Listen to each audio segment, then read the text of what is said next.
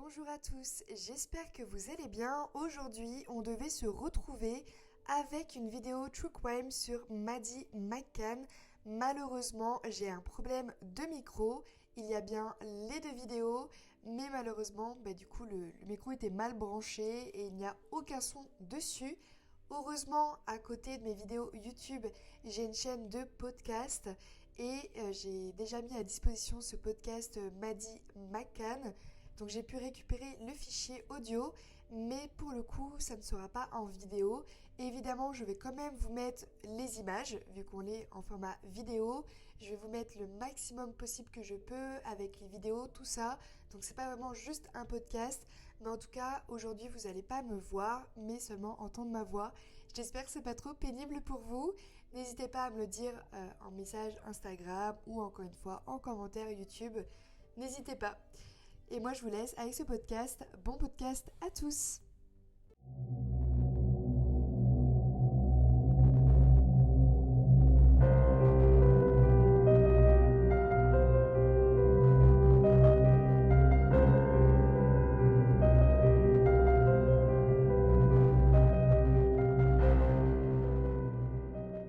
Aujourd'hui, je vais vous parler de la petite Madeleine McCann qui a disparu au Portugal. En 2007, un jeune couple, Jerry et Kate McCann, tous les deux médecins en Grande-Bretagne, décident d'aller avec leurs 3 enfants dans le sud du Portugal, dans une petite ville pour faire leurs vacances d'été. Le 3 mai 2007, les enfants dorment.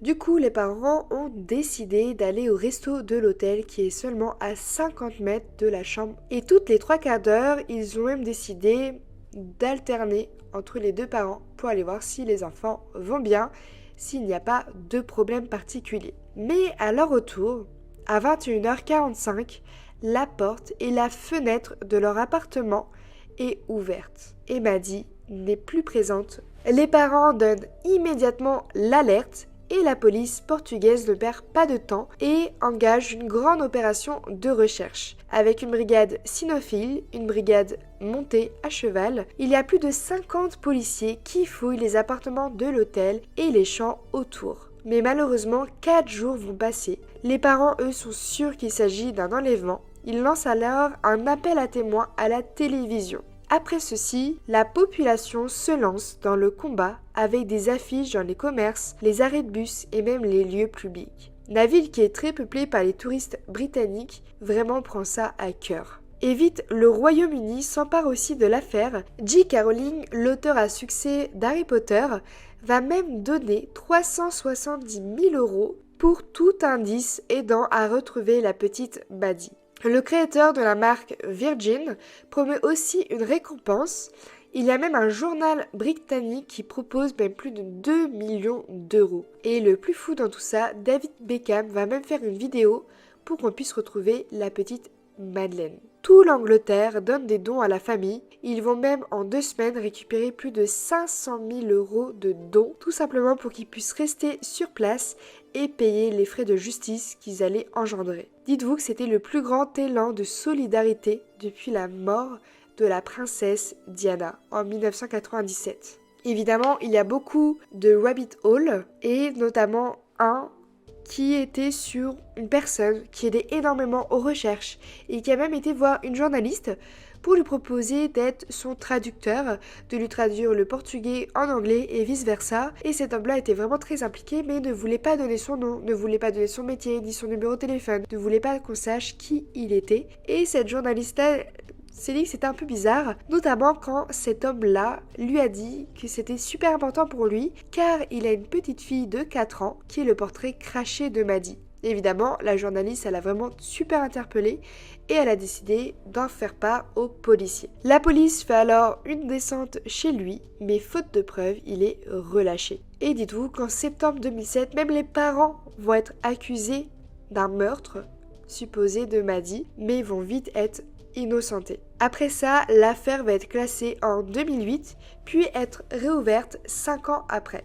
L'Allemagne en 2007 va faire part d'une grande nouvelle car la police allemande va relancer l'affaire de Maddie. Le parquet va parler à la télévision en disant qu'ils ont un citoyen de 43 ans qui est soupçonné de meurtre, qui est aussi un délinquant sexuel, un multirécidiviste, et notamment pour des abus sexuels sur des mineurs. Et la police pense qu'il est possible que cette personne ait tué Badi, car il habitait au Portugal. Cependant, l'affaire ne va pas aller plus loin, jusqu'à ce que le Royaume-Uni recommence l'enquête du départ, mettent 37 enquêteurs sur l'affaire et obtiennent plus de 200 nouvelles pistes. Et grâce à ça, en juin 2020, soit 13 ans après l'enlèvement de Madi, un suspect allemand, Christian B., c'est exactement le même homme que la police allemande avait parlé en 2017, un ami à lui l'a dénoncé parce qu'il aurait parlé du sort de Madi avec lui dans un bar. Évidemment, lui, il a appelé la police. Comme je vous l'ai dit auparavant, en 2007, il habitait à quelques kilomètres de l'hôtel, mais surtout, c'est que le lendemain de l'enlèvement, il a changé les plaques de sa voiture et lors de la perquisition, les policiers ont retrouvé des maillots de bain d'enfants et des images et des vidéos pédopornographiques. Actuellement, il est en prison pour le viol en 2005 d'une touriste américaine de 72 ans. En 2019, Netflix a même sorti un documentaire reportage sur la vie de Badi. Alors qu'est-ce qui se passe actuellement en 2023 ? Il y a une Allemande qui vit en Pologne actuellement. Elle s'appelle Julia Wandel et elle prétend être Madi. Alors vous allez me dire ok, mais pourquoi elle prétend être Madi ? Mais parce que tout simplement elle pense que c'est elle, parce que Julia n'a aucun souvenir de son enfance, elle n'a aucune photo d'elle bébé, elle n'a même pas de certificat de naissance, elle n'a non plus aucune photo de sa mère enceinte et ses parents refusent de faire le test ADN et son propre père lui a même dit « Peu importe si je suis ton père, ça change rien ». Donc évidemment, elle a commencé à faire des recherches. Elle s'est rendue compte qu'elle avait quand même pas mal de similitudes avec Madi, notamment avec son colombe. Donc c'est la tache qu'elle a dans l'œil. Elle a des grains de beauté au même endroit, elle a un visage qui ressemble. Et quand on regarde les portraits robots de quoi ressemblerait Madi en ayant grandi, à chaque fois elle met des photos comme quoi elle pourrait être elle parce qu'elle lui ressemble comme deux gouttes d'eau. Et surtout, elle a une page Instagram qui est I am Madeleine Mycan, qui a déjà plus d'1 million d'abonnés. Et en bio, elle avait demandé un test ADN qui, depuis le 22 février, a été accepté car elle a modifié sa bio en mettant le test ADN a été accepté par les parents Mycan. Après, il y a aussi un autre fait troublant, c'est que sa grand-mère lui a dit que ses parents sont au courant de ce qu'elle a subi quand elle était petite, car elle était dans un réseau pédophile allemand et qu'elle a subi des viols à répétition. Et c'est pour ça qu'elle pense qu'elle n'a aucun souvenir de son enfance, comme une amnésie post-traumatique, ce qui est clairement possible, mais ce qui est un peu dommage, c'est que Madi, elle, en 2023, devrait avoir 20 ans le 12 mai, et Julia, elle, a déjà 21 ans. Alors, est-ce que c'est une menteuse ? Est-ce que c'est une folle ? Parce que beaucoup pensent ça. Ou est-ce que c'est vraiment Madi ? Sachant qu'il y a vraiment énormément de similitudes. Et honnêtement, pour la date de naissance, c'est très facile de mentir, sachant qu'elle n'a pas de certificat de naissance, donc ses parents ont pu dire qu'elle avait 6 ans au lieu de 4, tout simplement pour que si elle se fait remarquer, que ça puisse pas être elle parce qu'elle n'a pas le bon âge, vous voyez. En tout cas, si c'est une menteuse, elle ment vraiment super bien parce que même moi je la crois, mais moi je suis sûre que c'est elle quand j'ai vu les photos, même si bon, elle est un peu en surpoids actuellement, mais je suis désolée, mais ces photos d'enfance à partir de 7-8 ans, elle ressemble énormément à Madi et c'est clairement le portrait craché des portraits robots. Et si c'est elle, vraiment je serais super heureuse et je vous ferai un update sur Instagram. C'est pour ça, n'hésitez pas à me suivre dessus. Voilà. Et vous, qu'est-ce que vous en pensez ? Est-ce que vous pensez que c'est Madi ? Est-ce que vous pensez que c'est une menteuse ? Et pourquoi ? Pourquoi vous pensez que c'est une menteuse par exemple ? En tout cas, voilà, on n'a plus qu'à attendre le test ADN de la famille McCann. Et je pense que ça va arriver prochainement, peut-être qu'au mois de mars, on va savoir si on l'a retrouvée enfin, la petite Madi. Et peut-être que ça peut aider les autres parents qui ont perdu leur enfant, des enfants qui ont été kidnappés. Peut-être que c'est pareil que Julia, peut-être qu'ils ne savent pas qui ils sont, peut-être qu'on leur ment.